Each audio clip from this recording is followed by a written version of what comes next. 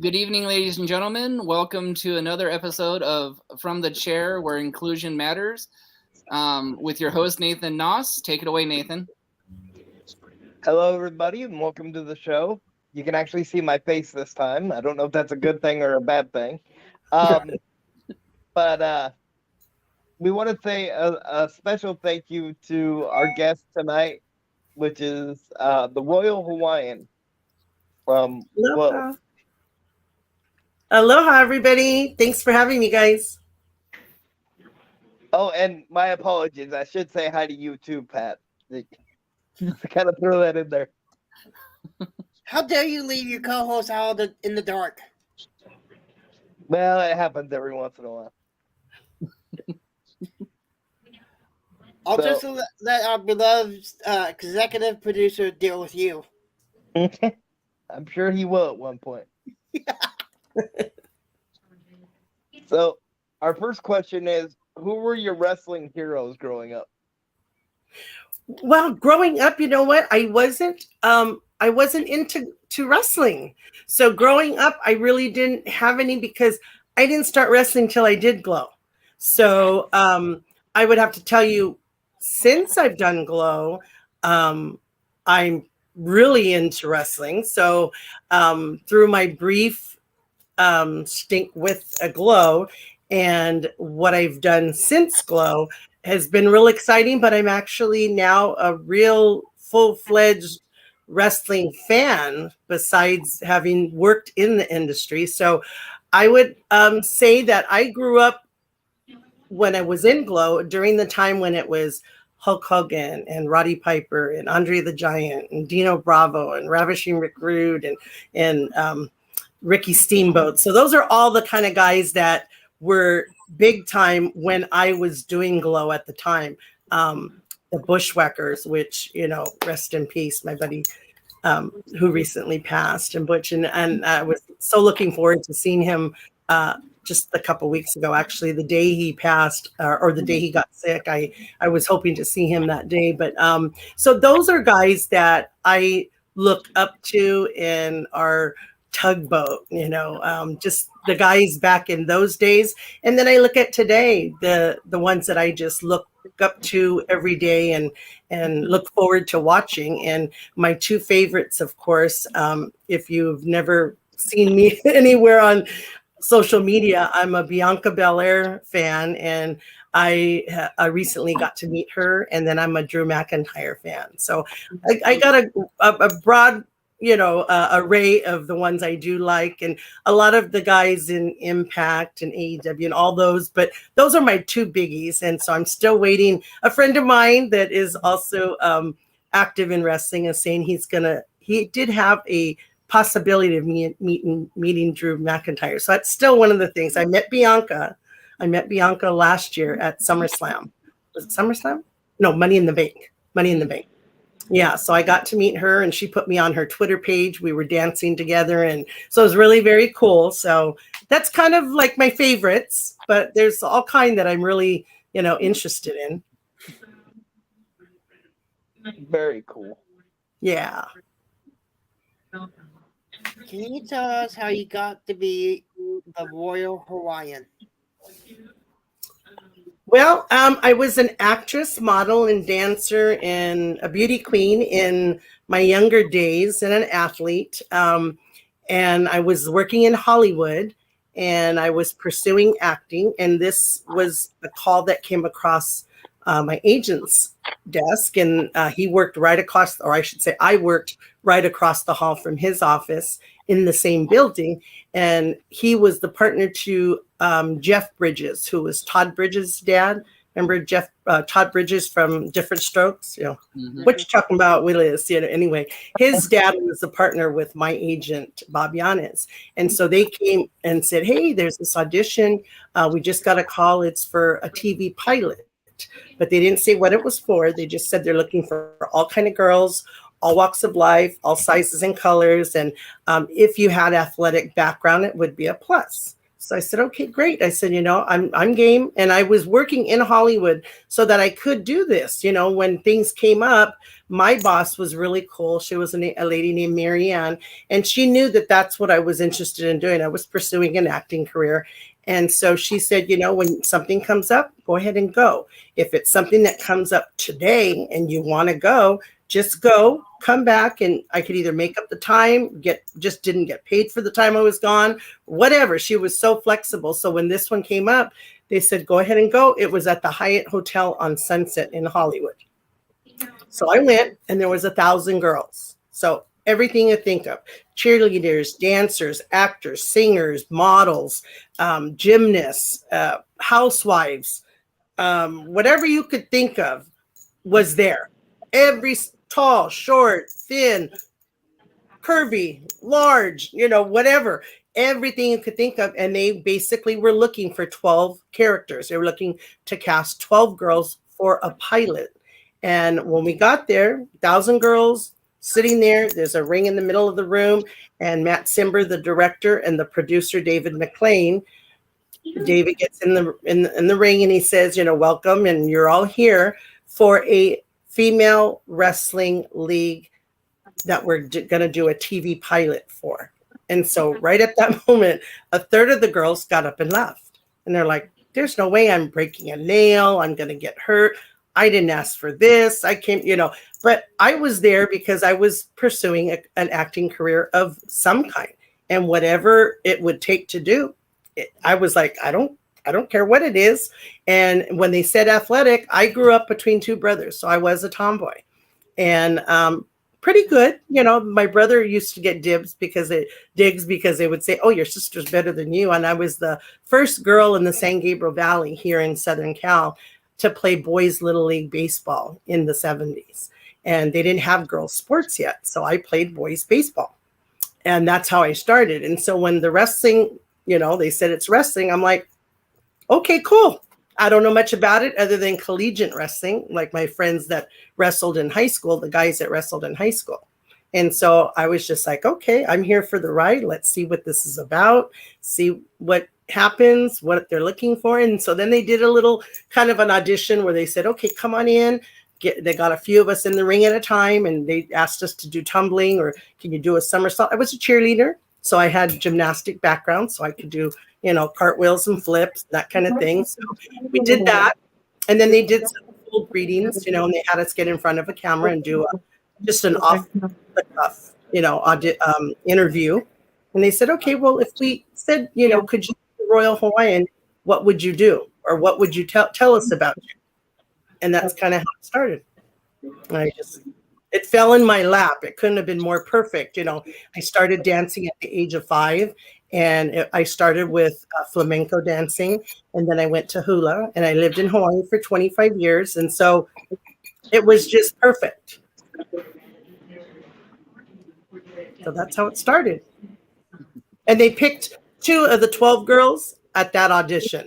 So out of the 1,000, they picked 2 of us, myself and Hollywood. Wow, what an honor.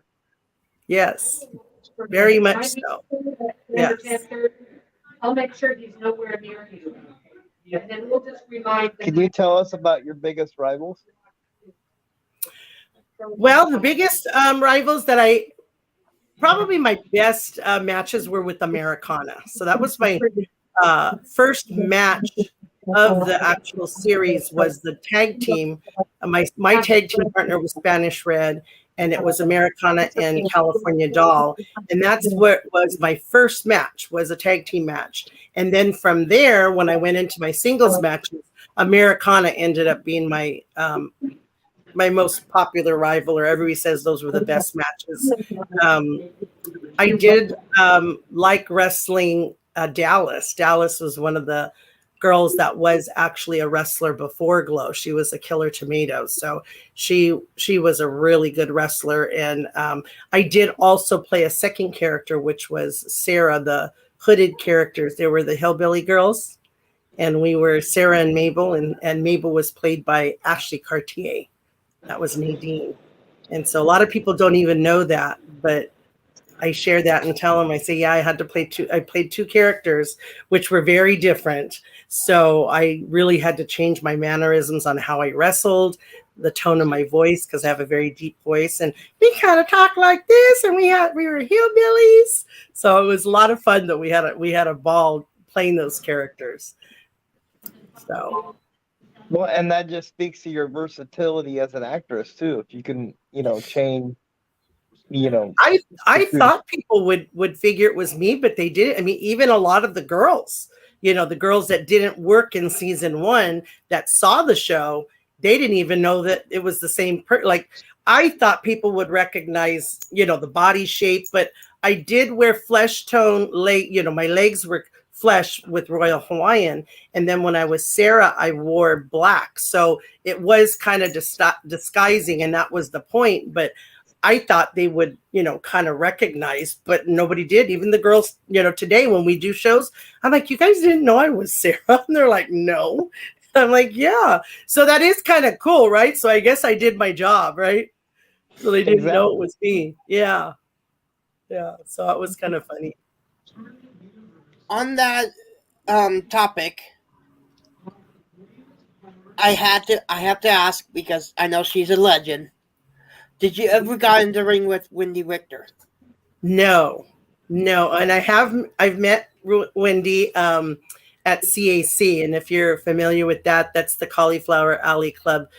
We have a convention every year in Las Vegas, and I did meet her there, but I did not, because I've only wrestled with Glow. I was trained by Mondo Guerrero, and then I started the pilot, and then I was the trainer for season 1 with Americana. We actually were the trainers. Once we started the show, we were the ones who trained all the girls from season 1. So cool.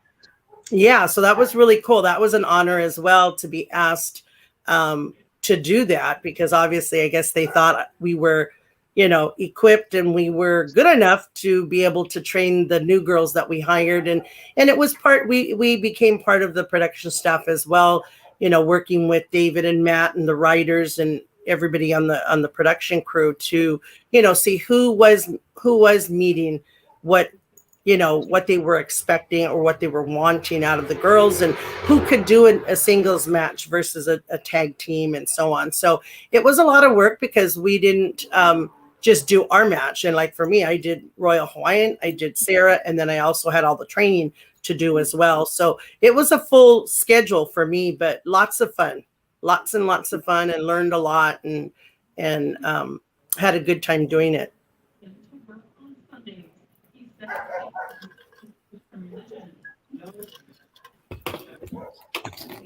How much training did you put into your character? Training for the character, well, the physical training for the wrestling training with Mondo, we started, I believe it was like the beginning of September, and we trained for about 3 months, because we filmed the pilot in December of 1985. So as far as the physical training for Royal Hawaiian and Sarah, it was that 3-month period. As far as my character, the Royal Hawaiian, they had the 12 characters picked out. And then when we went to train with Mondo, there was about 40-ish, maybe 35, 40 girls that were vying for those 12 characters. So there were other girls there that they had thought could be Royal Hawaiian, some that they thought would be Americana, Spanish Red, so on. And then as we got trained by Mondo and we started learning all the wrestling and seeing what we could do, then that's when they started weeding out the girls and saying, oh, this one doesn't look like she's getting the wrestling so much, or, maybe we need to let her go. Or some of the girls decided they didn't want to do it, so it was, some of it was they were cut because they weren't cutting it, or they didn't feel they could carry on with the character. And then some of the girls did decide, maybe this isn't exactly what I thought it was going to be, and decided to quit.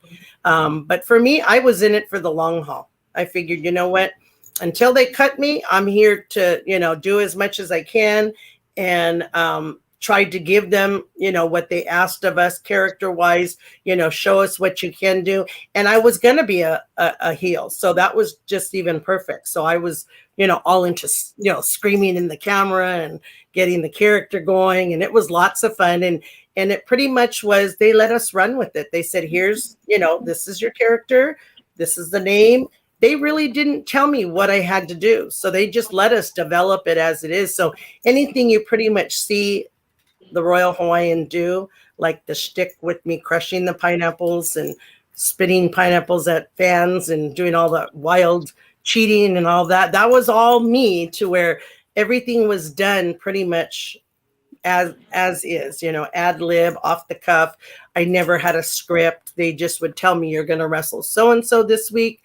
When we do interviews, when you see us in the little bubbles on the episodes and they cut away to those interviews, those were all done basically just go for it, kind of like what you see on TV today when you watch WWE and they're going at it. That's kind of what it is. They just told us, okay, this is your match, but we're going to cut a promo and we need you to just include this and this and, and go for it. And that's kind of what it was like. So lots of fun. It's easier to ad lib or to just cut a promo without a script than it is with the script. But if you ask some, they couldn't do it. So the writers would write them scripts, give those to them a week before. They would practice lines, memorize lines, and then go from there. And for me, it worked the opposite. I preferred just to go live and go off the cuff, and you get what you get, and you don't like it. If you want me to redo or whatever, I'd rather do that, much easier. So, you said originally how long?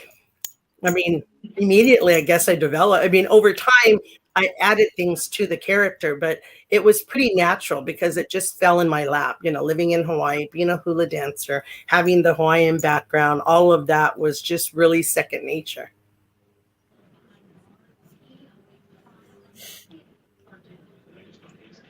Did being an athlete as a kid, also a cheerleader as a kid, did it help you get the role of the Royal Hawaiian?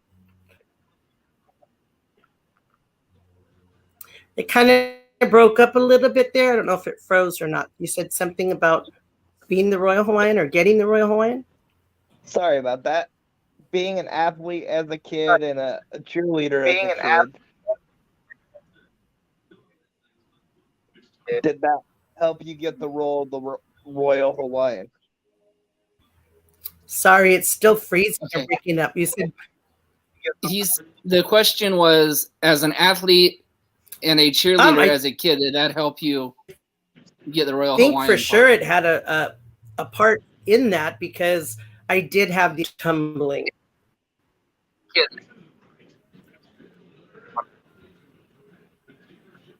It's still breaking up. Did you say, did it help me get the role of the Royal Hawaiian by being athletic? Yes. Yeah. Yes. I don't know if it's froze, you guys. I don't know. Yes.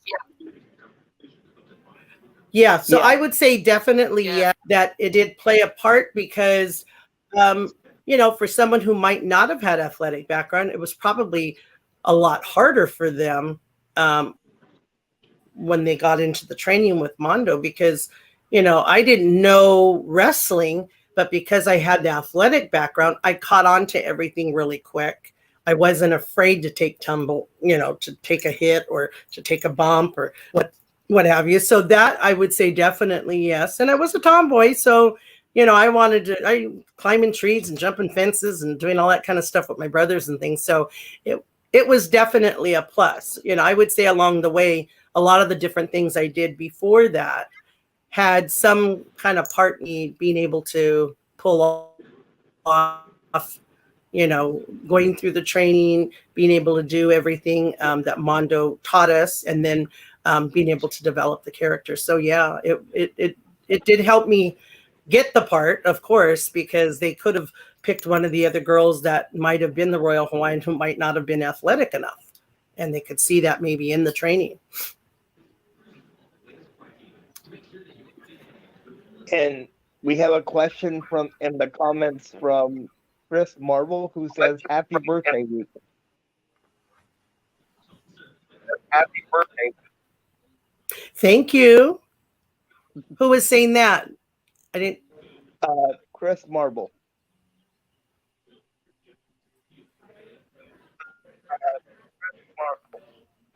Oh, so someone actually is Yes. on Facebook Live and said that. Hi, aloha. Thank you for tuning in. I can't see. Yeah. Yeah. Oh, well, great. Yeah, We're thank having- you. Yeah. Today is my Yeah. 7-day countdown. I took the Roxy challenge. Yeah. Roxy Astor did a 60-day birthday countdown when she turned 60 last year. And so she challenged me to do, I did a 30-day. Coming here and there, I did it. And so this is now the 7-day countdown of the last 7 days of being 59. And I will be 60 on Tuesday next week, the 25th of April. So yeah, Wow. so it's going to be a busy week. Actually loaded my week up with different things. So yeah, I've been really busy. So thanks, Chris.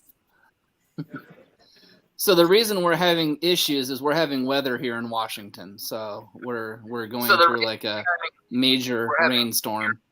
Oh, I was gonna say it's like the closer I am. Oh, okay. Seems like the closer I am, the more difficult it is. I could do an interview in Scotland or Australia, and it's like as plain as day. We're hours and days apart, half days or whatever, and I'm sitting down the street from someone and I have the most trouble with an interview. So it's kind of funny. Yeah, I can't tell because sometimes it looks like you guys, the screen is frozen and then it sometimes not. So I can't really tell, but that's why I'm not a fan of the rain. No. So but we'll wing it. I did an interview just a few weeks ago and we had to redo because the sound didn't come out well. So it happens. Yeah. And that's okay. Did you always know you wanted to become an actress? What other roles did you play? And I forgot. Did you ask?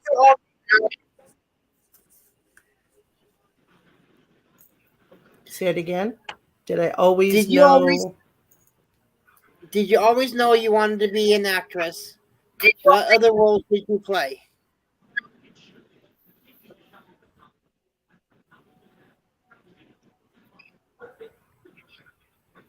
Here, I didn't catch that at all. Let me see if I can try. Did you always know you wanted to be an actress? And what other roles did you play besides the Royal Hawaiian? You know what? Yes, because I've been an entertainer most of my life. So I started dancing at the age of 5, and between my brothers and sports, and then trying to still be a girl, my mom put me in dancing and modeling and beauty pageants and all of that good stuff. So I had a good balance of all of the different things I could do. And back then, I wanted to do some of the things that girls weren't doing yet because I grew up between 2 brothers. And so I did entertaining and being on stage at the age of 5, and then, went to the modeling and acting and dancing and doing theater and plays. And, I was always from, like, I think the first time I did a play was in grade school, and I played the Tin Man in The Wizard of Oz. And then prior to that, I did some, variety shows. When starting, I think in the 3rd grade, I think is the first time I did a show no, I take it back, because kindergarten, we did, those Christmas pageants and all that kind of stuff. But I did do a show in the 3rd grade where it was a Christmas show. And I actually did the hula then, and we danced to Mele Kalikimaka, which is Merry Christmas in Hawaiian. And so as early as the 3rd grade, I was all kind of thing on stage, and Hawaii has always been in my life. I mean, I grew up, my dad, we have family in Hawaii. And so before I even lived there, we spent summer times there. That's where I grew up on Waikiki Beach, and that's where I learned how to surf and paddle a canoe and sail a boat and get in trouble with the Hawaiian boys on the beach and all that good stuff. So it was in my blood. And basically, you know, as a kid, I grew up on the beach. So it was just bound to, you know, develop into something. And then just all the different kinds of things I did. I was also a beauty queen, and I, you know, rode in my float in the Rose Parade. And I was also Miss Chinatown. Here in Los Angeles, we have a local Miss Chinatown pageant, and so I was in that. And so I had, you know, everybody asked, so what did you do? And I said, you know, it's funny that now I'm a glow queen, right? I had the crown, and so they're like, well, that's really kind of full circle with all of it. You were an athlete, you were a beauty queen, actress, and so I say yes. That, you know, my aspirations were, I wasn't sure what exact area of entertaining, but I come from a musically inclined family. So my dad's family, my grandmother got all of my aunts and uncles. So my dad and all his siblings were all talented musicians. So they had a family band when they were young. And then after high school, or in high school, my dad and his brothers and cousins had a band when they were in high school, and then continued on. And then after we were born, we were their roadies. So I do come from a musically inclined and a family. Evidently get that trait or that talent, but the only way I can carry a tune is in a bucket. I can be in the chorus. I just would not do a solo. So I've done that because I've been in musical theater. So of course you do have to sing. So I have sang before on stage and in performances, but I do not solo. I don't claim to have a singing voice. I would love to. I envy anybody who can sing or play a musical instrument. That's always fascinating to me. I learned the accordion and then the piano, but I don't do that today. So it's something that I've always wanted to do, was play the guitar. My dad plays the guitar. So I never mastered that, but that's okay. Okay. So before your next question, Nathan, I've got a question that got emailed to me. So thank you for that. This question is from Juan. It says it's April's helper. And the question is, yes, that's my assistant. Okay, so the question is, if you like the Birds of Prey in Glow, who would the other 4 wrestlers you'd want?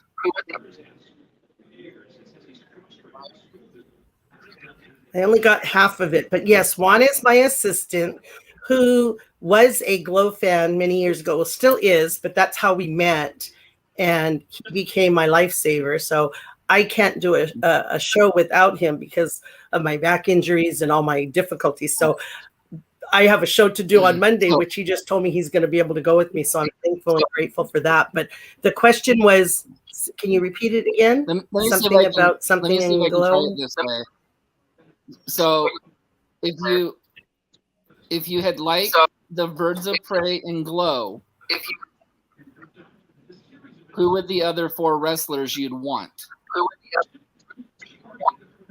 Okay, I got Birds of Prey, but I don't know what I know, because Harley Quinn is part of that whole. He educates me on all the, what do I want to say, the superheroes and, you know, all the Marvels and all that. So I'm not sure the question. Something about Birds of Prey and what something from Glow? Okay.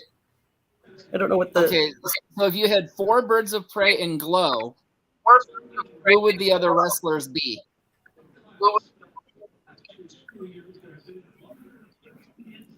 Are you saying 4 Birds of Prey? And who would they be? Is that what? Yeah, of wrestling. Yes. Okay. Anthony's saying yes. Gosh, no one's ever asked me that one. Well, you know, that's kind of a weird. I never really had that asked before. I've had all kind of other questions, but I don't know. I guess one. I have lipstick on my teeth. Maybe Tina Ferrari, Nanuchka, and Jungle Woman. And me. 4, he said, right? That's what it is, right? I'm so bad at all of 4, right? So I guess that if that's a good answer, Juan. I mean, Juan has good questions, and you would think that we're with each other a lot, that he would ask the same thing over and over, but he doesn't. And he's just such a great women's wrestling supporter. Like, he doesn't care about men's wrestling, and he goes to the stuff because he knows I like it.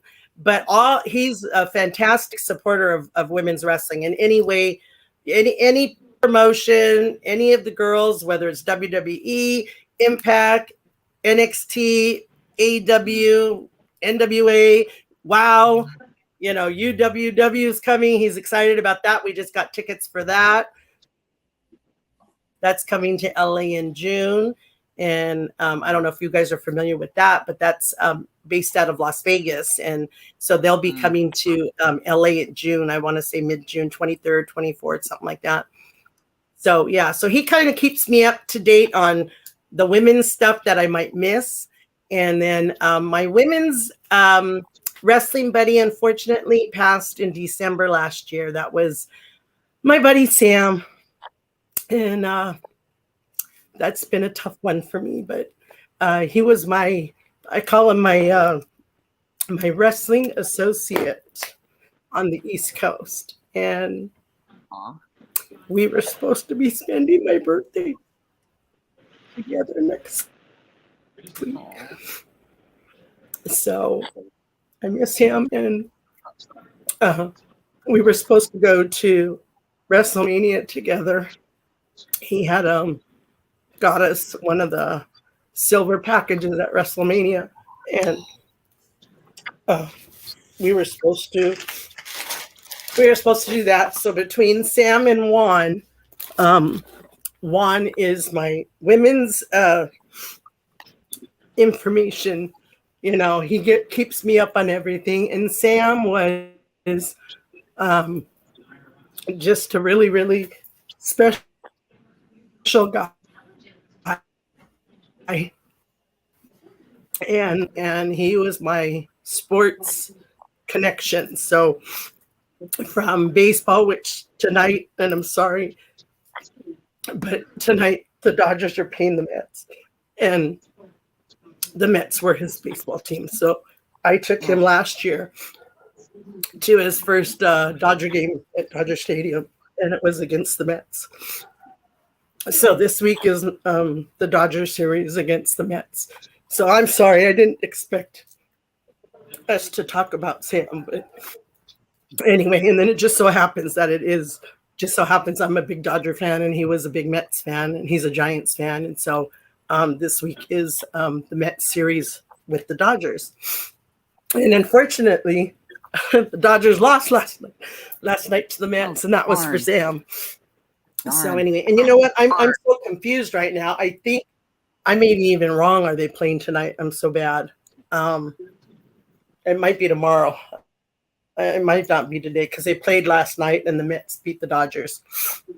So, but anyway, so yeah, so Juan and Sam were two real special wrestling nuts, and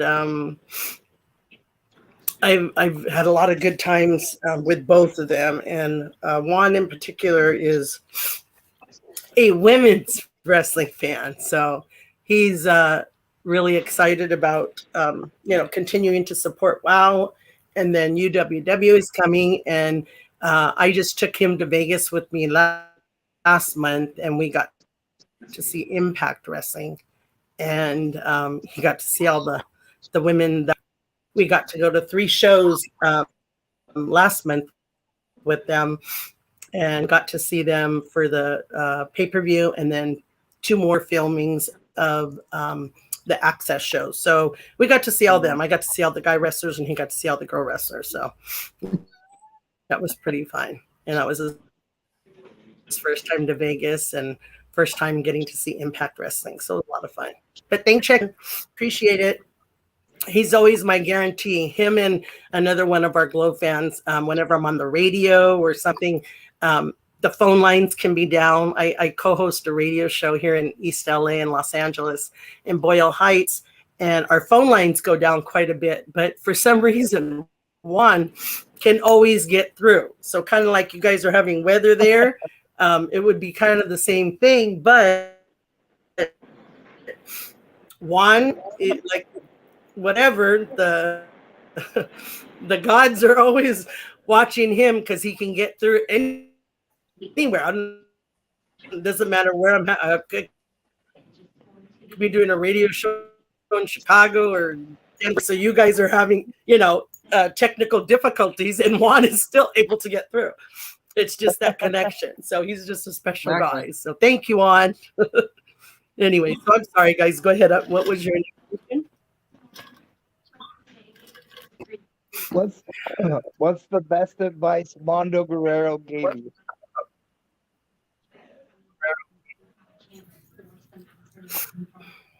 Say that again. What's the best advice Mondo Guerrero ever gave you? The best advice that Mondo Guerrero gave me? Yes. Yes. I would say, it was that the question? Did I get that right? Yeah, you did. Yes. Okay. Okay. Well, I would say, Mondo was a great trainer. I mean, Guerrero Dynasty and everything. But the one thing I always talk about when I do interviews is he always wanted us to pay attention. And when the girls were not paying attention, that was a concern, because if you're not watching or not paying attention to what he's doing, someone's going to get hurt, is what he would always say. Safety first, right? You always got to be concerned with, since we didn't know what we were doing, we were just learning. So one day, a few of the girls were messing around. Someone wasn't paying attention, and he's, giving instruction and this and that. Not everybody was listening. So he grabbed the first girl that was next to him, put her in a headlock, and the girls still weren't paying attention. So he put sleeper hold, and she fell to the floor. And he tells the story, and we're lucky enough to get him every once in a while to come on with us, our panel or whatever we're doing, if he can get to one of our shows. And he says, she was flip-flopping like a fish. He said, I gave her the sleeper hold and she fell to the floor. And boy, did I have everybody's attention like that, right? And so we're like, yeah, what the heck's going on, right? And he says, well, if you guys aren't paying attention, somebody's going to get hurt. So bad enough that even when we're trained, we know what we're doing. We know how to tuck the neck. We know how to protect ourselves. We know how to fall. We know how to take the bump, all of that. If you're not paying attention or a wrong move, someone's going to get hurt. So in the course of a match and being so active and things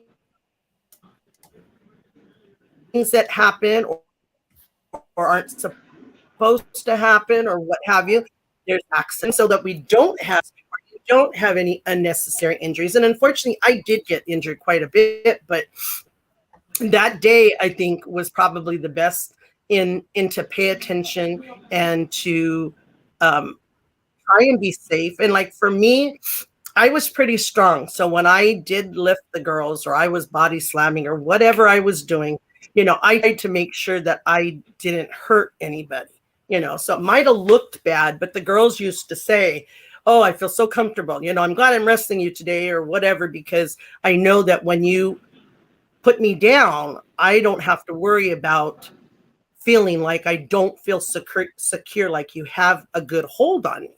So that was nice to know that the girls felt comfortable in wrestling with me because they felt I was strong enough to carry the weight and put them down so they wouldn't get hurt. So that probably was the thing that always stuck in my mind with him, especially because it was so visual with the girl just passing out right in front of us, and it was all new to us. So we're like, what the heck? I mean, she was standing 1 second and 2 seconds later, she's on the floor, so we're kind of like, okay, I think I better pay attention, and see what all is into this wrestling thing, because I don't need to get hurt. And even with as much good training that I had, I did, which it's not stuff that happens on purpose, but like I started wrestling barefooted, and I ended up getting hurt before we even did the pilot. It was during one of the promos. We had did a show on the Tom Snyder show, and I was wrestling barefooted, and I twisted my ankle and I jacked it up pretty bad, but it was because I had already had a previous ankle injury, and it's never healed. It's still bad. I had a basketball injury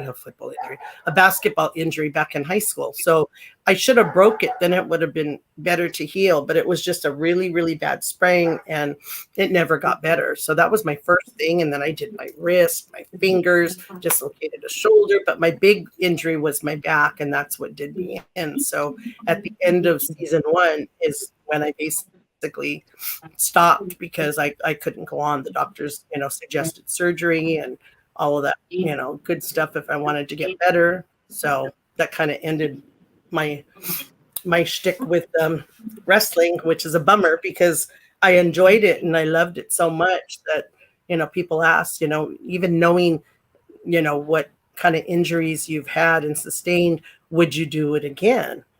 And I say, yes, 100%. I would definitely do it again, all over again. It was so much fun. And it was just something I just took, like a fish to water, So yeah, so it was quite an experience, life-changing, and something that I'll talk about until I'm gone. People ask, how long are you going to do this? How long will you talk about it? How long will you do shows? I dated an ex-boyfriend that wanted me to stop tomorrow, and he said, well, if I told you to stop doing Glow, you're going to stop, right? And I said, why? Why do I have to stop?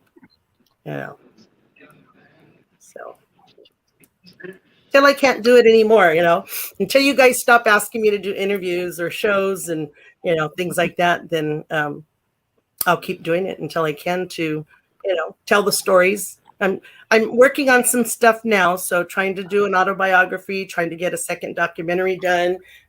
We've got some things in the works. Roxy Astor and Sunny the California Girl and I are doing some things, and hopefully we can tell you more soon, but we'll see. Still trying to promote the brand and keep letting people know, where it started and how it started.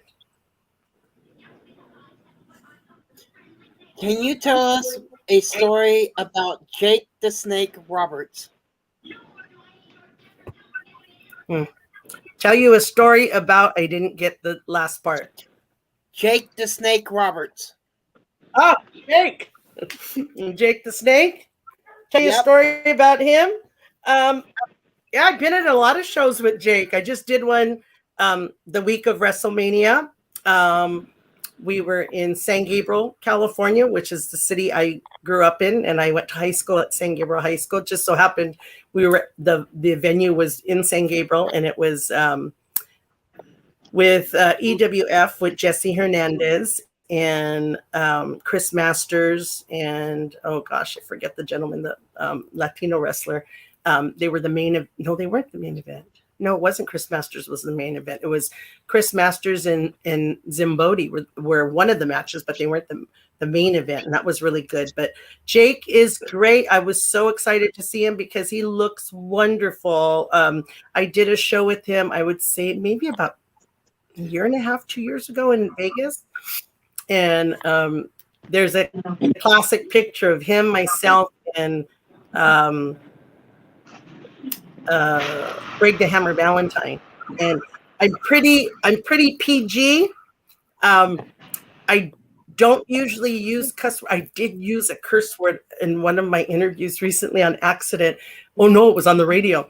But I don't usually swear.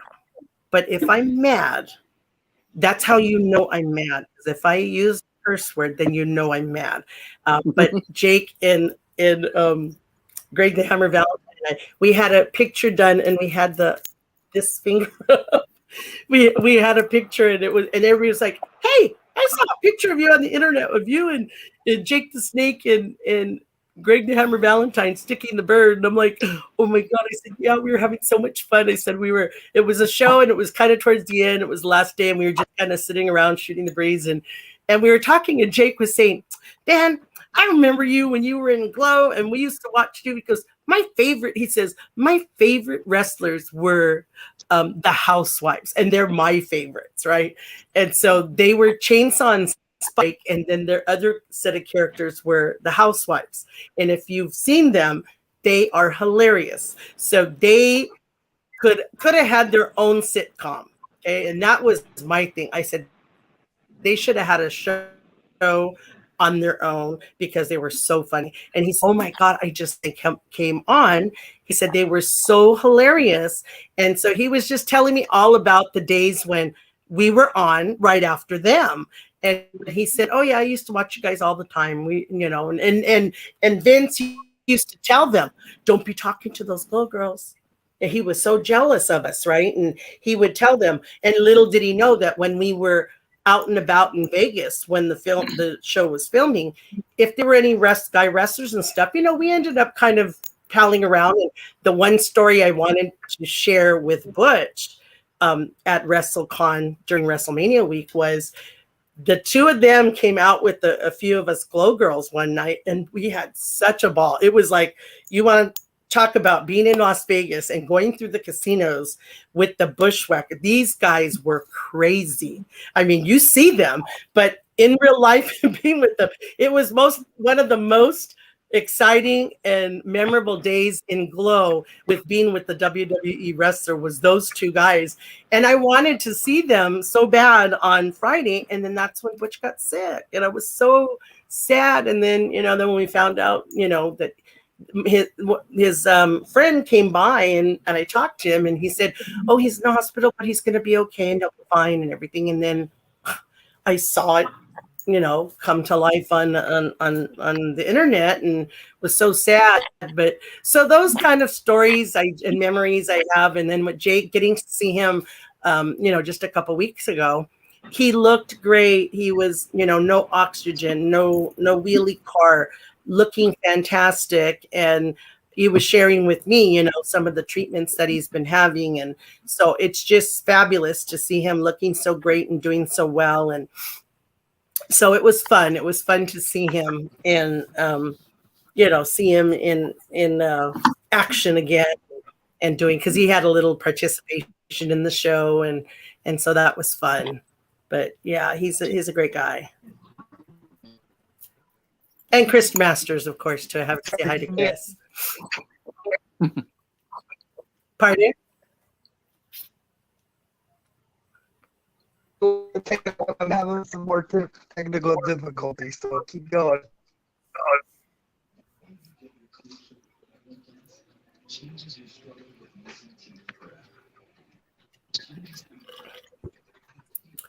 Good old Washington weather, huh? Yep. I was gonna say, first they had 4. First there was 4. Then there was 3. Now there's 2. He lives in a nursing home, so he's having technical difficulties. Oh, no problem. No problem. I understand. Believe me, it's the show must go on, right? So Exactly. I'm used to having technical difficulties. This would not be the first time, so no problem at all. At this time, we'd like to thank our first sponsor, the CARE program. Without the CARE program, this podcast would not be possible. So thank you to Becky Bernhardt. You can find her on Facebook. Awesome. So, thank you, Becky. The next question is, can you tell us how your finisher came to be? How my what? Your finisher came to be. My finishing move? Yes. Okay. Well, I developed the Royal Hawaiian, and because I was a heel, I first came up with the crushing of the pineapple. So that was where I came in and I crushed the pineapples. I ate it and spit it out at the fans and was all over the place. And then I thought, okay, well, what am I going to do to finish the matches when I'm really just, so I said, I'm going to have to do something where I just, demolish them, have them laid out on the mat. And then I said, I'm crushing pineapples, then let's just do the Hawaiian crush.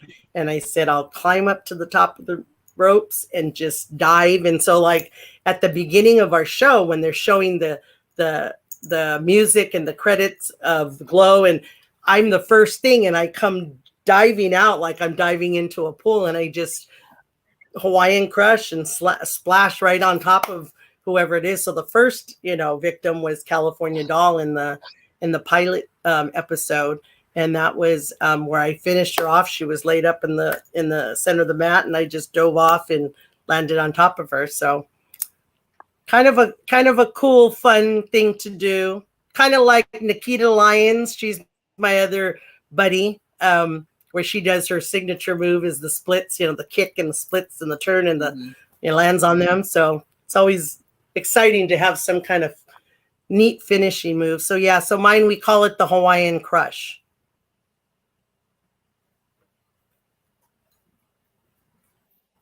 Okay, I'm not. All right, my favorite snack is cookies. What is your favorite cookie or snack, and what would it be and why? That's silly. Pineapple. I love my snack, and everybody always knows that my favorite thing to have or treat, and Juan is one who we get to do this quite often, is pineapple Dole Whip. And if you don't know what it is, they just came out with it. Originally, they were selling it. I want to say they were selling it at Costco. Now they were selling it at the supermarkets. And it's the Disney is who had it after the original Dole Pineapple Factory in Hawaii. And it's a non-dairy dessert, kind of like a yogurt, but not really. It's a non-dairy one. And it's just, you could swirl it in a bowl or on a cone. And I have two favorite places here in California. And one is only 5 minutes from Juan's house. And it's called Tasty Block Shave Ice. And they do a wonderful pineapple Dole Whip where they put the Dole Whip and then they put crushed pineapple and more Dole Whip and more crushed pineapple. And it's Ono-licious is how we would say it in Hawaii. Ono means good, something good to eat. And then over here by my house is called Hula Tang Shave Ice, and they are in Chino. So they're right in the shopping center with Walmart and Nordstrom's. And Chris is the owner at Tasty Blocks, and then Randy is the owner at Hula Tang. And those are the two spots that I go to for, you can have shave ice, or you can have shave ice with a dollop of pineapple Dole Whip on it at Hula Tang. And at Tasty Block, you can have Lampert's ice cream, you can have shave ice, or you can have Dole Whip. So it's the place to go, places to go. When I have guests that come in town, that's either the first stop or the last stop before I take them back to the airport. They have to have Dole Whip. So that's kind of it's not just a coincidence. It's not a Royal Hawaiian thing. It's actually just that is my favorite thing. Besides, I'm a popcorn nut, so Juan knows we go to the movies and my popcorn, lots of butter, and gotta have kakimochi in it. I eat my popcorn Hawaiian style, and so, but that is my thing. And I have people send me messages all the time, and they ask me, where do I go get Dole Whip? I live in I said, go on the internet, check for a yogurt shop, or just put Dole Whip, pineapple Dole Whip. And now it comes in flavors. So they do have strawberry and lime and orange, but pineapple is my favorite, obviously. But they do have different flavors, and they serve them in different flavors days of the week. And when it runs out, then they get a new flavor. And Vegas has quite a few. Actually, there is a place in Vegas that my friend CJ in Vegas took me to, and it's called Frank's Tiki Bar. Anyway, it's a bar. It's a regular, and it's a cute, but you got to have reservations. The place is always packed. But they make an adult cocktail, pineapple Dole Whip. It's like in a brandy sifter, and it's rum with a dollop of pineapple Dole Whip in it. It is wonderful. If you want to try a cocktail with the Dole Whip, that's just like to die for me. I don't drink often. Maybe once every few months, or I don't even know when I had the last drink. But anyway, it's one of those things where it's like, oh my gosh, I want another one. So that is my favorite treat or snack or whatever, but it's a good one.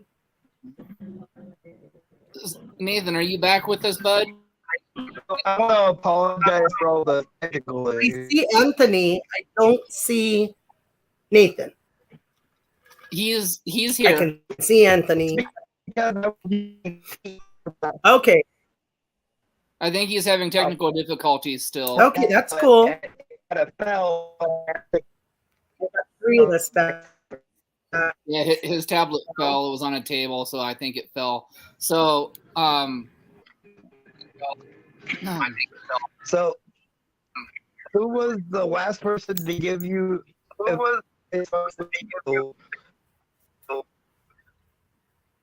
Who was the last person to give me advice about what?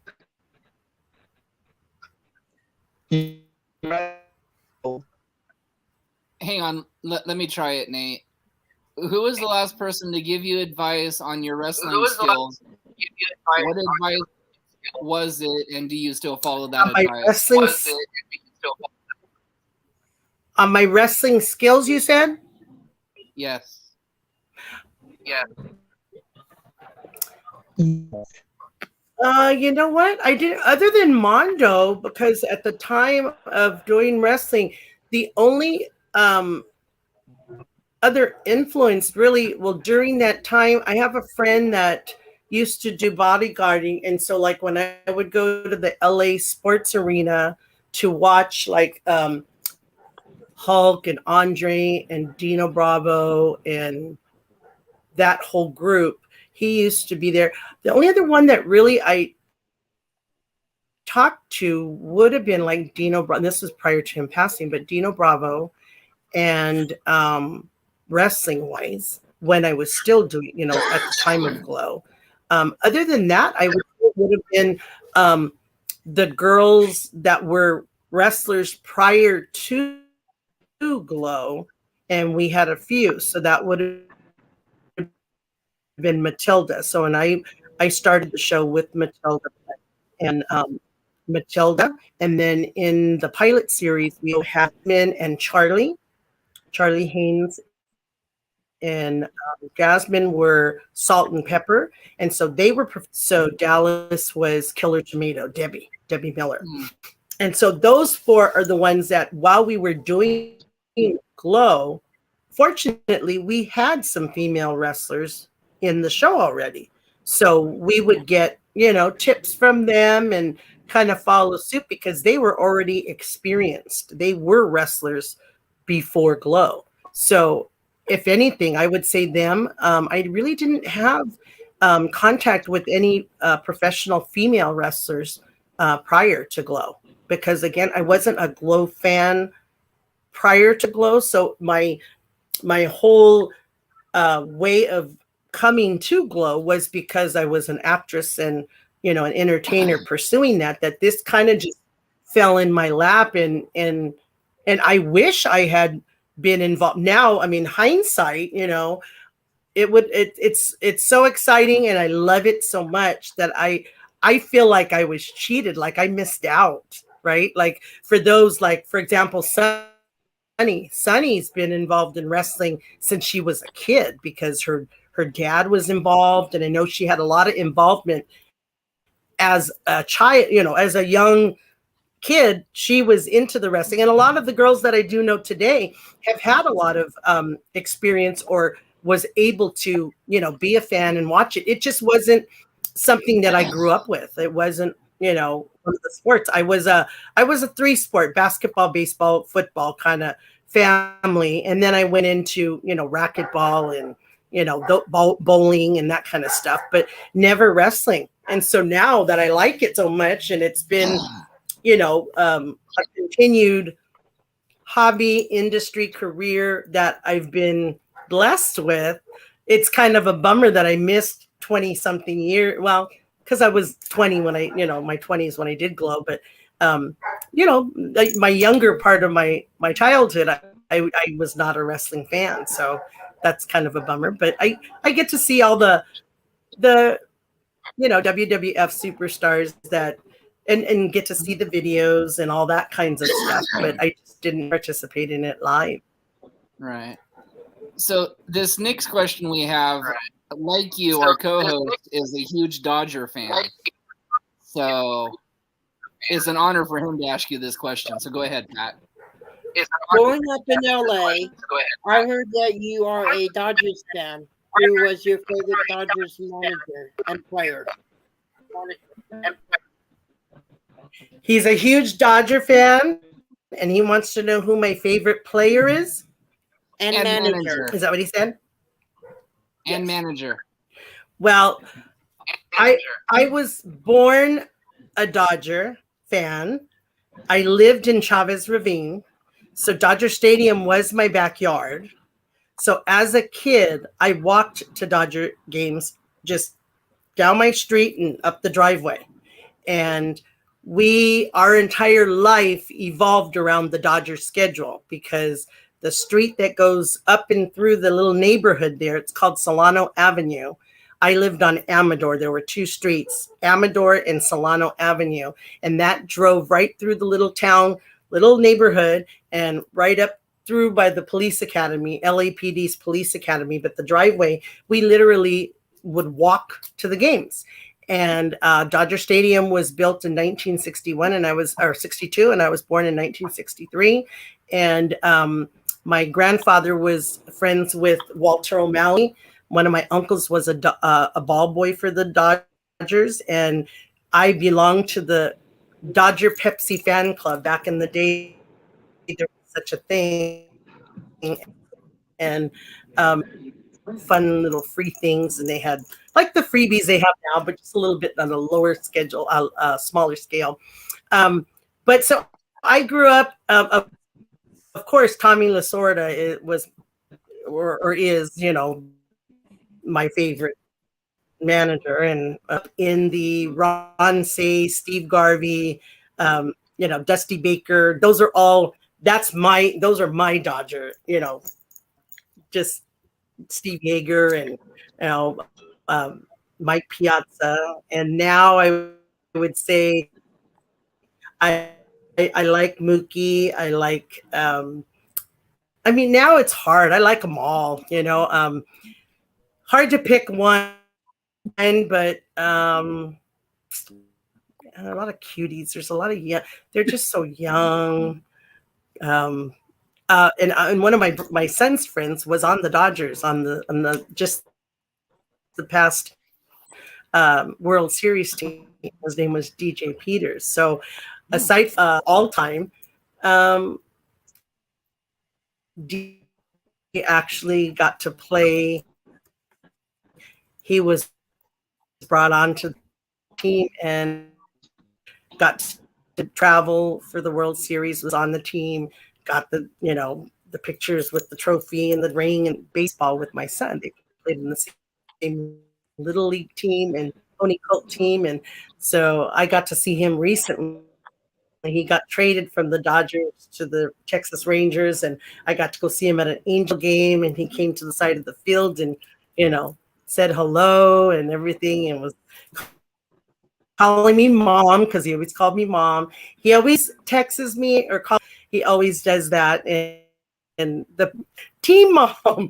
But I told him at the age of, his little league days that just keep doing what you're doing, because he would hit home run after home run over the fence. And he was 6'7" back then, And so I told him, you're going to make it one day. You'll make it to the big leagues. And then sure enough, he did. And he was he was at his debut. Was it last year or the year before? The year before, I think. on my birthday. We were watching pretty exciting, but so Dodger. It's hard for me to pick one, but I call my group that the Ron Say, Steve Gard, that whole team was just like one of the best teams.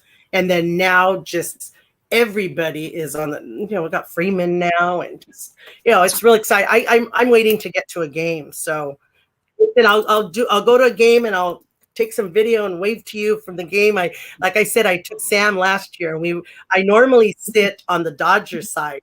And this time, because I thought, well, let me get tickets on the Mets dugout, so that we were right behind the Mets dugout, and we were so close that there were like, I don't know how many foul balls towards first base, and we were like, dodging balls or trying to catch balls, and so it was really a good day. But I normally sit on the other side, but that particular game we did sit on the Mets side, so he could cheer for his Mets at my Dodger game. Yeah. So I have lots of great memories there. Dodger Stadium is like my baseball home, and I still have a Yankee. I have a Yankee fan. My friend Sal in the NYC. He calls me every Friday, and now that it's baseball season, we'll be talking more. But he calls me on his way on the train to work in the early morning and leaves me my voicemail. And now that it's baseball season, we're like, that's my rival team, right? The Dodgers, and I never liked the Yankees, but he's a big Yankee fan, so we're baseball buddies. So I'm excited that baseball season is here. Yeah. So, So I'm glad you're a Dodger fan. Thank you. The two that you mentioned were also my two favorites. Piazza and Lasorda.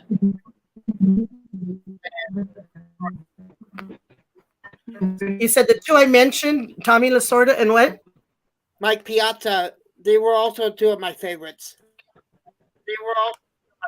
Oh, really? Okay. I was bummed when Mike Piazza left the Dodgers, but they get traded or they leave because they're ready to go and whatever. But yeah, he was one of my favorites. Yeah. Well, for me, and Tommy Lasorda, it's funny. But for me, unfortunately, I'm the other way around. You stole my Freddie Freeman away from my team. I didn't hear the whole thing, Freddie. I'm a big Braves fan, and I still feel you all stole Freddie away from us. Can you guys hear me? I'm not a Braves fan at all. I know that was a bad move, and I know the Braves really didn't like that one, but too bad for them. So glad for us. It's one of those things where it happens. It was not a happy day. I know that. Braves fans were definitely not happy about that. And I'm a big Laker fan too, and so I'm glad that our Lakers are today. The game's tomorrow. Another Today's team Tuesday, that we have in so they common. play again tomorrow. So yes. Hang on. Hey, Nate, are you back?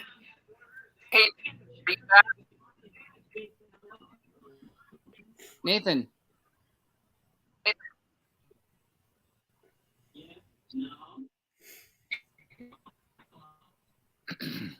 Can you hear me, Pat?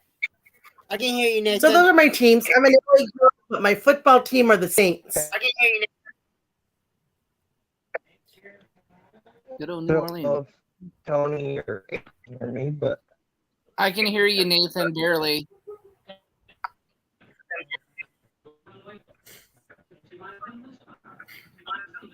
Okay, so do you want to try doing the next question, Nathan? Is he back or no? I couldn't hear him. I don't know. So was it hard to go from acting to training the new Glow Girls? No, it wasn't hard. I would say we had a great group of girls in season one that I just had a lot of fun training them. But I think the more difficult thing is just the schedule. We had such a grueling schedule with having to train all the girls and then work individually with them on their individual matches. And then we also had to do our own matches, of course. And then we had to meet with the director and the producer and the writers and all of that for the production side to make sure, you know, we gave them the feedback on which girls were doing well, which girls needed some more work. They'd ask, okay, which girls are now able to do a singles match versus a tag team? Are they ready for a singles match? Working with the crew to, you know, what kind of things were going to happen, you know, during a particular show. So I got to work with, you know, all the girls, and then the director, the producer, the writer, the crew, the camera guy, all of that to come up with the end result. Because a lot of people thought that when we filmed the shows, if they didn't come in person, they thought it was kind of like a action, film, cut, action, film, cut, you know, that kind of thing, where it was not. It's the kind of show that you see if you go to a live WWF show. It's a full show from beginning to end. And then because ours was for a series, and back then, you know, we didn't have the technologies they have today. So they did go into the studio and then they would, you know, cut and put the pieces together the way they wanted.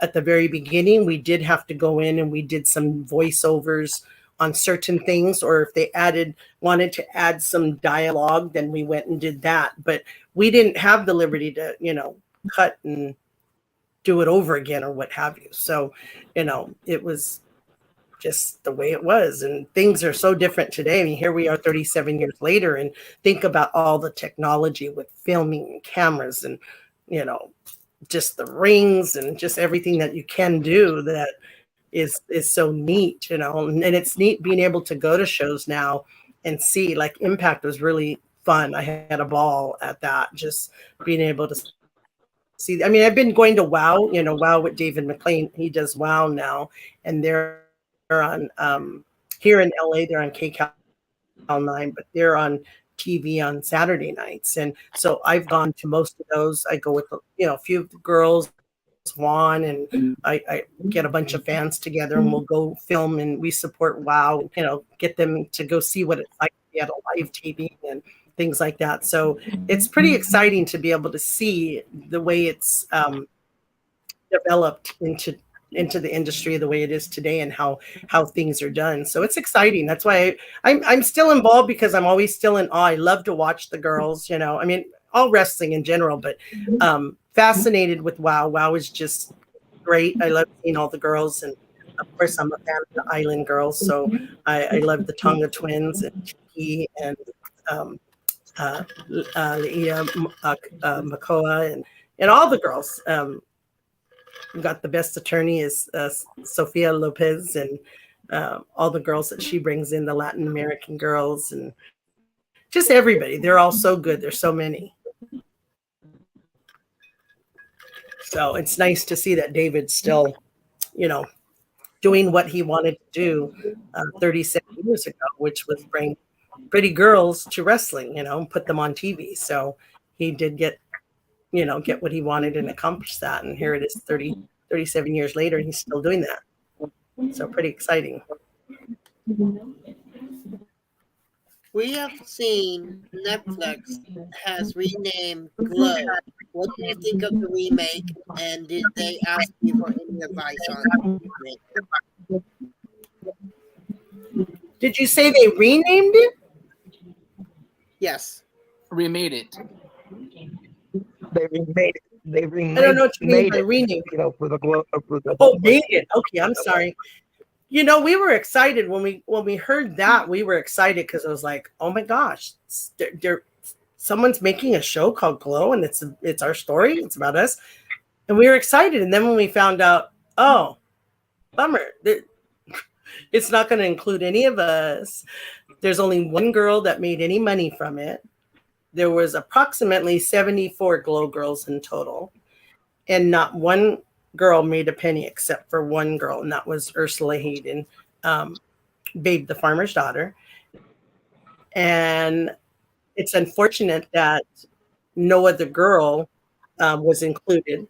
I always talk when people ask us about it. I say, if it were me, Royal Hawaiian, April Hom, I would have had that in ink, and I would have had them write in the contract that I demand 30 cameos. I want original Glow Girls. They don't have to play a wrestler, but they need to be in the show. And none of us were consulted. So I mean, I was one of the first trainers with Americana. We were not consulted. Nobody was asked anything about the story in any way, shape, or form. So nobody was, included in that but her. And we haven't talked about it for many, many years, as far as why our original show ended. And that is in part because of her and the quote Hollywood story we say, on how she obtained the name Glow and how she made all the money on Netflix Glow. And it's been, swept under the rug for many years. And I was not with Glow at the time that the show ended. So I did not know a lot of what had happened. So everything I know or that I can speak of today comes from the girls who were currently working in the show back in 1989 in season 3 and 4, and then that have knowledge of what took place. And so it's not a happy story how it happened. However, there is a reason why some of those girls were not excited about when Netflix came out, because the background of that was not good. However, I didn't know any of that background stuff. So to me, I was excited because, hey, it's a show about us. Okay, it's loosely based on our show or our story, but the characters are not us because they didn't want to pay for them. Ursula asked us to sign a waiver and sign our rights away to our character for not a penny. I don't think so. They didn't want to pay us a dime. They wanted us to sign a release and give them the rights to our characters so they could be included in Netflix Go. Sorry, I developed that character. I created that character. You want me to give it to you for nothing? And I'm not included in this show, but you want to take my character. So, no. That's why when you see Netflix Glow, you see Britannia, and she's a combination of Godiva with Zelda the Brain. They took two of our characters and they made one. That's why you'll see you have Machu Picchu, who is a similar version of our Mount Fiji. You have Goya, our Nanuchka, who the story is based on. You have a Liberty Bell, who is our Americana. It's not out there with our names, our character names, but those were the characters that were in our original show. So those that watched our show originally know what's going on. They understand it. But we have a lot of fans today by way of Netflix who see, like, I'll be out at a show or an event and they see the Glow logo and then they see us and they're like, oh, who are you guys? They don't recognize us because we're not the actresses on the show. And we're like, oh, no, we're the OG girls. And they're like, the OG girls? What is that? Like, we're the original Glow girls. And they're like, what do you mean? Like, we're the girls that this show was written about. And they're like, there was actually a show? They don't even know that, because they're millennials or they're people maybe that were around back in the 80s, but just weren't aware of Glow. And maybe they were like me and were not a wrestling fan, so they didn't have any knowledge of what Glow was. So then they say, oh my God, you're kidding. There's a show that was originally back in the 80s, and that's why it's all colorful in the 80s. Yeah, that's why, because our show is in the 80s and that show was about us, and they're just fascinated, right? So then they hear that and they go, wow. So it was a mixed kind of feeling between the girls, and some of the girls didn't really talk well about it at the beginning, but then I think as we saw it, then pardon? Now I can see you, but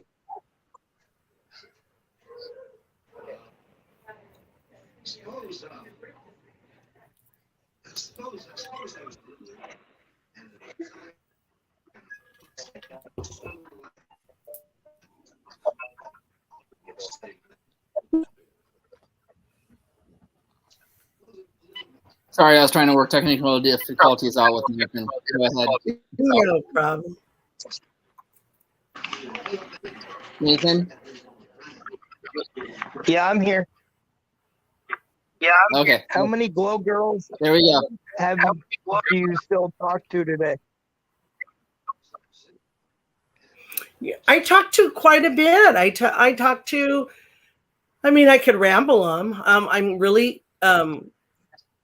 I do a lot of stuff right now with Roxy Astor, Sunny the California Girl. I just did a show with Daisy. She's my buddy. I talked to Original California Doll, who was from the pilot only. Haven't talked to her in a while, but we stay in touch. Jungle Woman Annette is one of my football buddies. I just got to see Tina Ferrari, who is Ivory. She came to visit at WrestleCon, so I got to see her just recently, which was so great because it was like a flashback to 37 years ago. I've talked to her since, but I got to see her this time. And I see Ashley. So periodically, Ashley, she lives in Arizona, and so I see her. Little Feather. I talk with Beastie and Gremlina and Dallas and Chainsaw and Spike, Tulsa, Corporal Kelly, original Corporal Kelly, who was in my season. She's I've been trying to get her to do something with me, but that hasn't happened yet. She's a animal activist. She has a rescue in Utah, and she does a lot of wonderful stuff with animals, as well as Tina Ferrari does. Lisa Ivory in up in Seattle. She's up by you guys in the Pacific Northwest. She lives on an island somewhere up there, and so. But Corporal Kelly too. Also, I haven't seen her for a while, but see her. So a good amount of the girls, is just. I know I'm probably forgetting a bunch, but I do. Pretty much, or Palestine, all the girls in Vegas, Nanuchka, I have been able to get her out a little bit. She was hard to get out, but a very popular fan. The fans wanted to see her for a while, and I worked on her for many years and finally got her to do a radio interview, and then I got her in the studio to go on with Aaron Phillips and Thoughts Count Anywhere and the guys up in Vegas, and brought her in for a show there. And then she did a convention with me. Actually, she did 2 conventions with me, and so that was exciting because the fans love her. Susie Spirit is also in Vegas, and she is just one of our successful Glow Girls. She's an attorney. She's an entertainment attorney and a college professor. And she has, I guess, a few nonprofits that she works with and stuff. And then also in Vegas is California Doll and Amy the Farmer's Daughter. I did say Palestina. I speak with Angelina. So Angelina is a Little Egypt. She's here in California. And who else is in Vegas? I think that's most of them in Vegas. So yeah, so there's still quite a few. Unfortunately, last year, we lost a couple more. So we did lose Babe the Farmer's Daughter, and then we lost earlier in the year with Matilda the Hun and Angel. So that was very sad. We had a combined memorial for them, and then of course we did lose Sally the Farmer's Daughter. She was one of my sweethearts, but so yeah, so it's been sad because we're getting up there in age, so I'm blessed. I'll be 60 next Tuesday, God willing. So keep your prayers and hope that like I said, people ask how long will I do this, and I said as long as you guys still have an interest in having me do interviews and go on shows and such. But like I said, so I am doing a couple shows. Do you want me to tell you where I'm going to be? Yeah, go for it. Okay, so Sunday I'm having a small dinner celebration for my birthday. I really have a big party, but I decided against that. So Sunday's kind of busy for me. And then Monday, the 24th of April, I will be at VWC, which is Valley Wrestling Connection. And the show is Monday Night Mayhem in Marietta, California. So it's about an hour north of San Diego.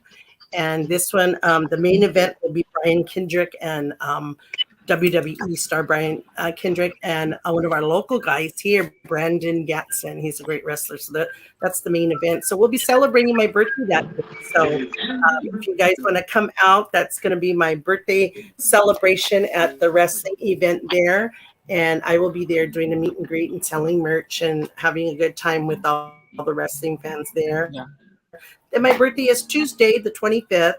And then I'll have a day off on Wednesday. And then Thursday, I will be with the Santino brothers. And theirs is Fight Night 7. And that one is going to be right here to me in Azusa, California.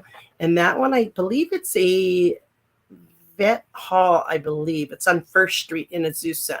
And that one's actually a late show. The one on Monday is, I think, the doors open at 4. The show's at 5 in Marietta. And then the one in Azusa is doors open at 8, and I believe the show is at 8:30, and that is with Sylvia and Joey Munoz with the Santino brothers. So that I'll be there Thursday, and then I have a couple days off, and then on the 30th of April, I believe it's a Sunday, and that one I'm going to be down in Hawaiian Gardens with UWC, that's the United Wrestling Council, and that's who I was with at WrestleCon. So they brought me to WrestleCon with them, and that event is on Sunday, and I believe that's Hawaiian Gardens at the Metroplex. So if you guys are interested in coming out at all next week, I will be at those 3 different events. And then cross country, I don't know. I was going to start to do, I had some stuff scheduled for June and July, but I'm kind of having to take a little bit of a break. I don't know. I'm going to be working on the book a little bit. Like I said, I'm trying to do my autobiography, and I've got a couple other things in the works. So I might be. I was going to do a tour, start some out of state touring, but we don't know for sure yet. So just check my Facebook and my Instagram when I post. You guys know I post on my schedule and where I'm going to be. So just check that out, and hopefully I can see you or come to a city near you. You know, I haven't been up to the Pacific Northwest since then, so who knows? Maybe sometime soon. We'll see. That's an easier place for me to get to than having to go cross country, but so far nothing. So we'll see. That would be awesome. Yeah. Because I think I did that when I was up that way. I did do a small meet and greet with a few fans. It was myself and Chainsaw. So I did get together with Chainsaw. She lives in Beaverton. And I forget where her sister lives. Somewhere up there too, but I'm not sure what the city is. And so I actually got together with Chainsaw, and we met a few fans up in Beaverton. We did a small little meet and greet. So we haven't done anything since in that area. So that would be something that would be kind of cool is to get back in that area. Well, here, I'll just throw this out here. The host and the co-host are both Special Olympics Washington athletes. Say that again? Hang on. I've got Nathan on the phone, so I'm getting an echo. So let's try this again.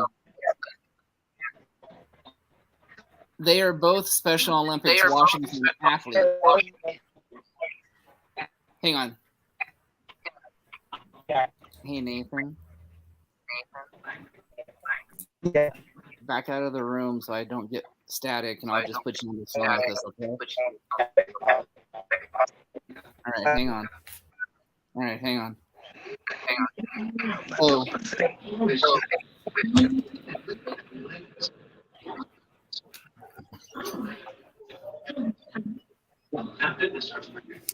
Is this light thing washed out?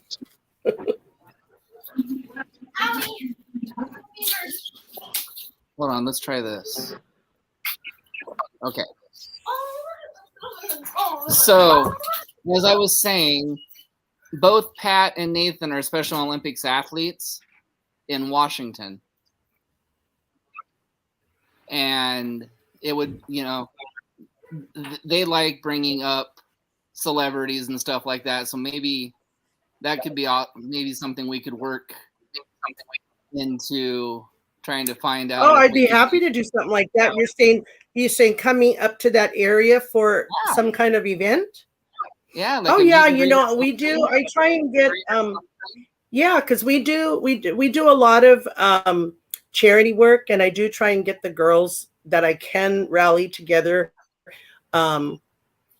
If we can do any kind of event, like Roxy is into helping out with all the animal shelters and the dogs. She's a real advocate for that. I do a lot of suicide prevention. I'm an activist for suicide prevention and whatever, cause or charity events and things like that. We try to do every so often when we can. But for sure, I mean, I have a son that's a quadriplegic, so I'm experienced in dealing with, an individual who has disabilities. And he was not, he was an athlete prior to his accident. So he became a quadriplegic as a result of a diving accident.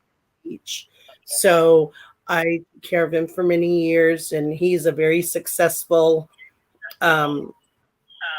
he went to USC, graduated with his accounting degree, and went into law school. And I was the page turner, getting him through law school all hours of the night, trying to study for my book. And he became an attorney and is, a motivational speaker and a very successful guy. But so I'm always, up for, doing whatever I can to help support and promote whatever cause, a fan or friend or family member might have that, I can lend a hand and get some attention. I also do a radio show, like I said, in East LA. So, if there's any kind of event that needs, some attention or advertising, or you have a topic that you'd like seen talked about, or, have a segment on something like that, I'm always up for that. So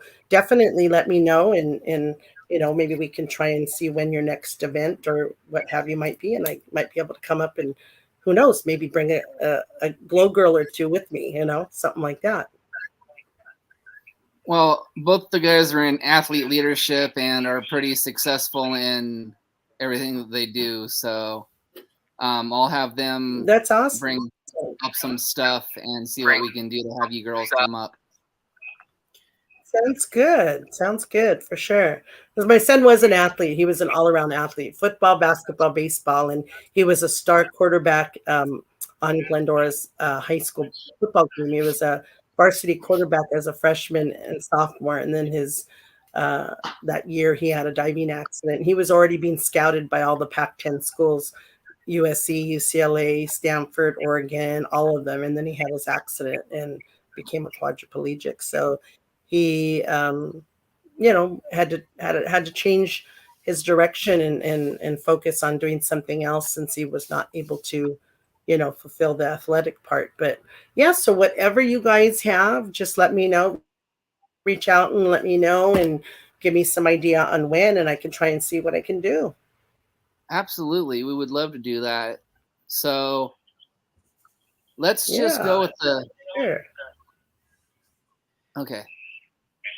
Are you back in the room, Nathan? Okay. We still can't hear you in the room. So I'm going to turn this down a little bit. So let's just do a couple more questions real quick. Seems how we're an hour and 34 minutes into this. So no problem.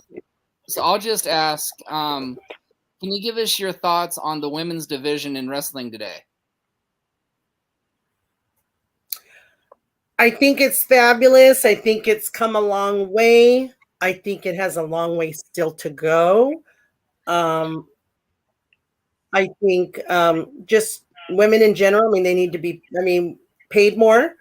Of course, that's always an issue. You know how that goes. They're headlining now. Women are, you know, they can do their own pay-per-view, you know. So we need to bring that pay scale up, and you know they're not getting paid anything near what the guys are getting paid. And so I'm all for that. I mean, we started this 37 years ago, and you know, today they call us the trailblazers and the legends of Glow and what have you. So it's an honor to have been a part of that. Even though my career was short-lived, it was actually something that I'm proud of. And everybody says, like I said, again, why do you still do it? This is why I do it, because it's where it is today, because those of us that started this, you know, the movement, if you will, of women being able to empower other women and support other women, and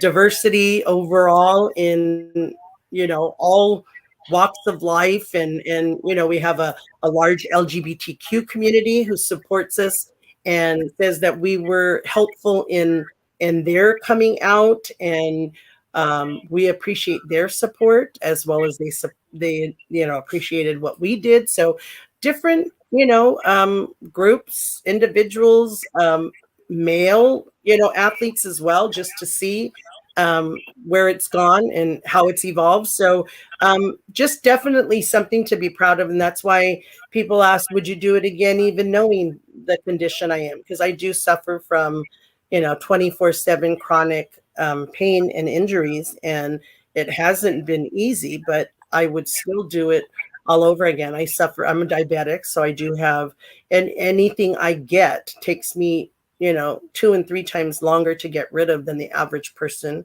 I suffer from fibromyalgia. I have carpal tunnel tendonitis. I suffer from arthritis. You know, it goes on and on. My back injuries and my sciatica are the worst.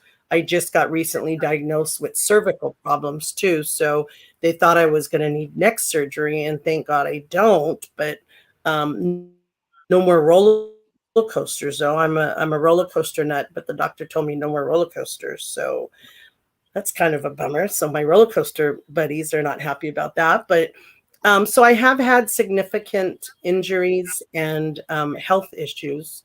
So that's kind of something that I have to look at, but it still doesn't change my outlook on how I feel about what I did. And would I do it again? Absolutely. And proud of it. So those, you know, naysayers and whoever else wants to say, well, why do you keep doing what you do? And that's why, because people are still interested in how it became, what we're doing Afterglow. So now we are, you know, doing a lot with Afterglow. Roxy Astor came out with Afterglow, which is anything to do with Afterglow. So now that Glow is, you know, we were done back in 89. So anything we do is Afterglow. And so we've got some things going on, and hopefully it will continue because our fans have asked for that. So we do have fans all over the world that still ask for, you know, what's to come, what is there, what are you doing, so you know, we will keep doing it until they stop asking. So Absolutely. but thank you guys for spending your time, even with all the Seattle weather and technical difficulties. You know, it's been fun to be able to talk to you guys, and you know, knowing that I know where you are exactly in Longview. So that's really funny. Yeah, we talked before we came on air that she knew exactly where where the three of us lived at, and she actually lived here for like 8 months, which was kind of cool. So we actually share a common bond. But before we let you go, so that's fun. Yeah, Elizabeth says hi. Elizabeth. Yes, Gutierrez. Oh, okay. Yeah. So Hello. she says hi. And then How are you? And then since we had technical difficulties and everything, I'll have Nathan get in touch with you and we'll bring you back on so he can actually have the full interview with you. No also. problem. Anytime. Just let me know. It was, it's been a busy week for me too. So whenever you guys feel like you want to do a part 2, we can always do that. And then maybe at that time we might have something, going on and me going up there, or who knows. So that would be fun. And then if anybody wants to get a hold of me, you can see me on Facebook under April Hom. You can go on to Instagram. I'm under Royal Hawaiian 25, hence the 25th is my birthday. And then I don't do a lot of Twitter, but it's there. Twitter is glow_royal. There's actually 2 of them, so you can reach out there. And then of course my email is aprilhom25@gmail.com. And I encourage you guys just to stay in touch with us, and that way you guys can see what we're doing and where we are. And we're always looking to get out into your areas, and if you have any events going on and things in your area, just let us know. Send us an email. We'll see what we can do to maybe get out there. Sounds wonderful. And again, before we let you go, Elizabeth says, Deb says hi. Deb, say hello. Thank you guys. Everybody have a great rest of your week. And I will see some of you this week if you come on out to some of the events. And this is 59, guys, the last 7 days of 59. So turning 60 next week on Tuesday, the 25th of April. Yeah. Royal So Hawaiian out. Before then, if we don't see you before then, happy birthday. Bye, guys. Thank you so much, guys. Okay, aloha. Aloha. Aloha. Aloha. Nathan says bye. Bye,